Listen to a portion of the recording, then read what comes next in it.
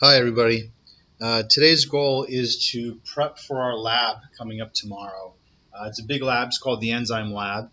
And our lab has two goals. One is to measure the rate of an enzyme mediated reaction, and two is to analyze the effects of the environment on the functioning of an enzyme.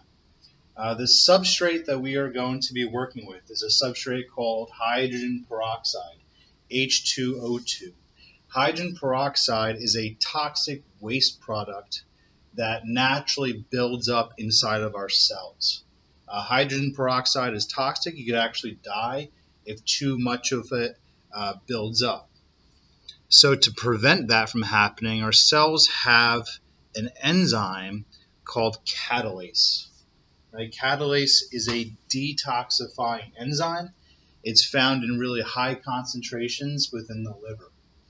What catalase is going to do? Catalase is going to break hydrogen peroxide down into water and oxygen gas.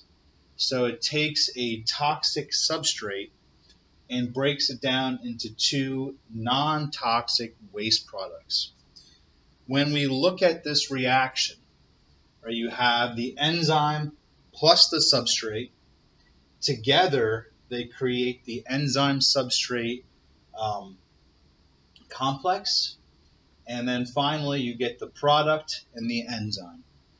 The reason why I show you this is that it shows how the enzyme gets recycled over and over again. Right? So again, the enzyme catalase will not be used up at all in this chemical reaction. The enzyme goes in, the enzyme goes out. Right? The substrate goes in, the product goes out. So this chemical reaction will end when all the hydrogen peroxide will be broken down into water and oxygen gas. Right? This reaction is never going to end because we run out of enzyme. When we look at the chemical reaction, right, when we run this chemical reaction, it's going to create a graph like the one that you see on the board. Right? On the x-axis, we have time, right? Time is our independent variable. On the y-axis is going to be pressure. So as oxygen gas is being produced, pressure is going to build up inside of our apparatus. And as pressure builds up over time, our graph is going to end up looking like this. So the first goal of this lab is to figure out our rate of reaction. To figure out the rate, we're going to use this part of the line, the part that's nice and straight. And to figure out the rate, we're going to figure out the slope of the line. Right? And it's going to be the amount of pressure over time to determine that slope. Now, if you look at the shape of this graph, right, it goes up steadily and then it levels off, right? And in this case, it's leveling off around 40 seconds.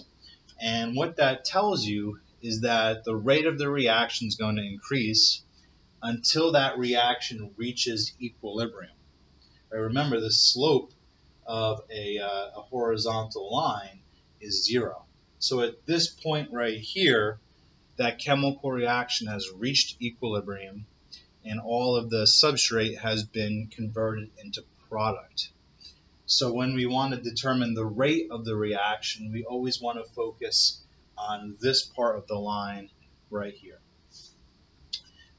What I'm going to do now is I'm going to take you through the actual setup of our experiment. So let me change this, all right, and point this down at our apparatus. So here we have an Erlenmeyer flask. Inside the Erlenmeyer flask, we have a magnetic stir. What you're going to do is put 50 milliliters of hydrogen peroxide into the Erlenmeyer flask.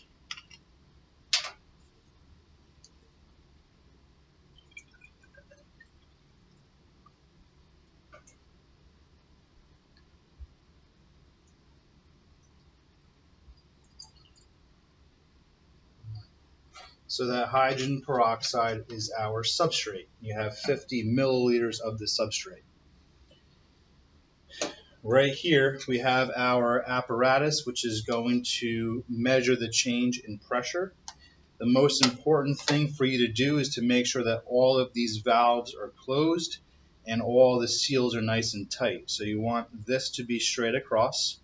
You want to make sure that these are all tight, otherwise gas will be released, that pressure will be released as the oxygen gas is being produced. This sensor gets hooked up to your computer, and it's going to go directly to the Vernier Lager Pro, right, that you see right here. And this is going to measure the pressure that is being built up over time.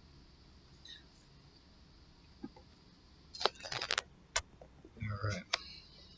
So what you're going to do is you have your 50 milliliters of hydrogen peroxide in the flask. You're going to get the magnetic stir moving, just like this. You want to keep the speed constant throughout both of your experiments. You don't need to go like crazy, you just want it mixing. The more that it mixes, the faster the enzyme comes in contact with the substrate. You're going to use your pipette, and you're going to measure half of a milliliter, so 0.5, which is to right there. Okay. You're going to put this into the Erlenmeyer flask, and you are going to quickly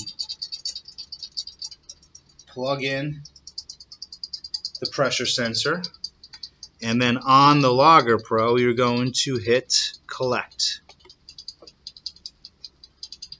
And you can see that it is now collecting, or should be collecting, data over time. You can see that right here. So we want this to run as long as it can, right? Usually the top is going to pop off at around 65 or 75 seconds. What you'd want to do in your group is adjust scale. You can see here, this is set for 800 seconds, and it's only going to probably run till about 75 seconds. But you can see that our line is going up exactly how we would want it to.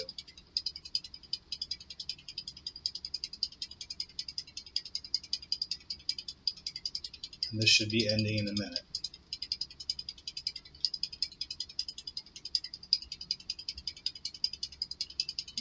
So once your top pops off, you could hit stop, right?